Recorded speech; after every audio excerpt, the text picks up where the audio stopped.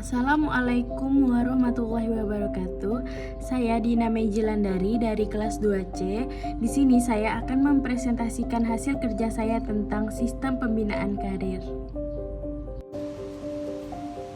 Langsung saja saya akan menjelaskan tentang sistem pembinaan karir Undang-Undang Nomor 8 Tahun 1974 dan Undang-Undang Nomor 43 Tahun 1999.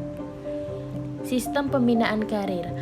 Pembinaan PNS dilaksanakan berdasarkan yang pertama ada sistem prestasi kerja, sistem kepegawaian untuk pengangkatan seseorang dalam suatu jabatan didasarkan atas kecakapan dan prestasi yang telah dicapai.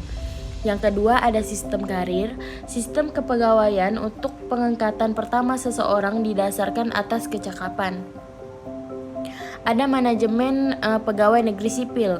Manajemen PNS ini adalah keseluruhan upaya-upaya untuk meningkatkan efisiensi, efektivitas, dan derajat profesionalisme. Penyelenggaraan tugas, fungsi, dan kewajiban kepegawaian yang meliputi perencanaan, pengadaan, pengembangan kualitas, penempatan, promosi, penggajian, kesejahteraan, dan pemberhentian.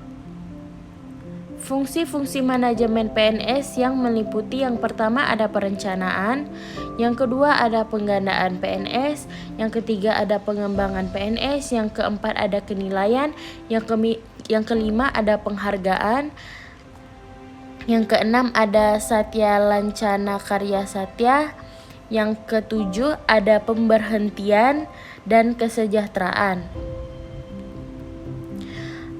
Formasi PNS. Jumlah dan susunan pangkat PNS yang diperlukan dalam suatu satuan organisasi negara untuk mampu melaksanakan tugas pokok dalam jangka panjang.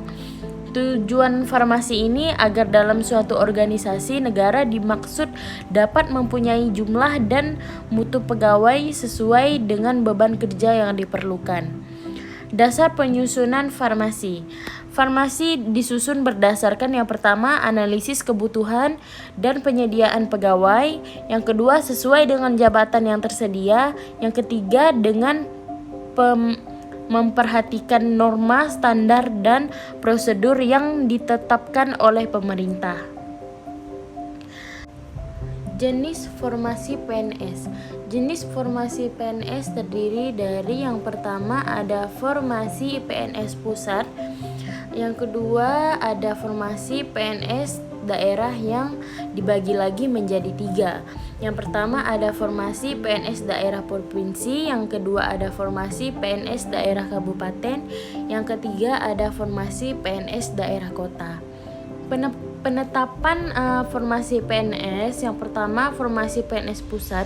Setiap tahun anggaran ditetapkan oleh menteri yang bertanggung jawab di bidang pendayagunaan aparatur negara setelah mendapatkan pertimbangan kepala BKN. Yang kedua, formasi PNS daerah. Pemerintah daerah provinsi atau kabupaten atau kota setiap tahun anggaran ditetapkan oleh kepala daerah masing-masing setelah mendapat persetujuan tertulis menteri yang bertanggung jawab di bidang pendayagunaan aparatur negara berdasarkan pertimbangan kepala BKN. Pengadaan. Keputusan KAKBN nomor 11 tahun 2002 proses kegiatan mengisi formasi yang lowong mulai dari perencanaan, pengumuman, pelamaran, penyaringan sampai dengan pengangkatan menjadi PNS. Lowongan formasi disebabkan yang pertama adanya PNS yang pensiun, yang kedua adanya peluasan organisasi PEM. Gaji PNS. Hak atas gaji CPNS yang secara nyata melaksanakan tugas yang ditetapkan oleh kepala kantor atau satuan kerja. Bagi CPNS yang penempatannya jauh dari tempat tinggalnya dianggap telah melaksanakan tugas sejak berangkat ke tempat tugas, dibuktikan dengan perintah perjalanan atau penugasan. Penghasilan gaji PNS. Gaji adalah penghasilan PNS yang terdiri atas yang pertama ada gaji pokok, yang kedua ada tunjangan keluarga, yang ketiga ada tunjangan jabatan apabila menduduki jabatan, yang keempat ada tunjangan lainnya yang berlaku sebagai PNS. Potongan gaji. Setiap pegawai negeri dan pejabat negara dipungut iuran 10% dari penghasilannya berdasarkan peraturan perundangan.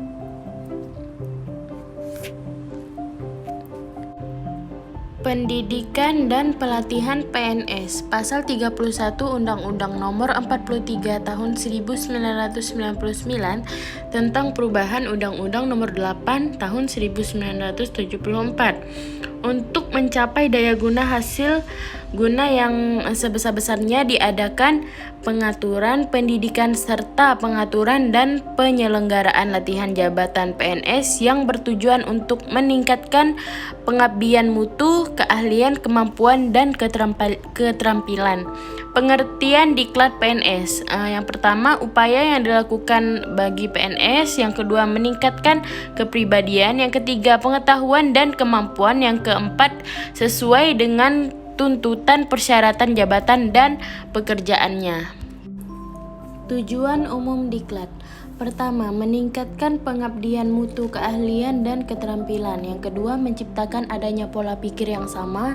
Yang ketiga, menciptakan dan mengembangkan metode kerja yang lebih baik. Yang keempat, membina karir PNS sasaran diklat. Yang kelima, terwujudnya PNS yang memiliki kompetensi yang sesuai dengan persyaratan jabatan. Pertama, jenis diklat dibagi menjadi dua, diklat prajabatan, yang kedua diklat dalam jabatan. Penilaian PNS. Daftar penilaian pelaksanaan pekerjaan.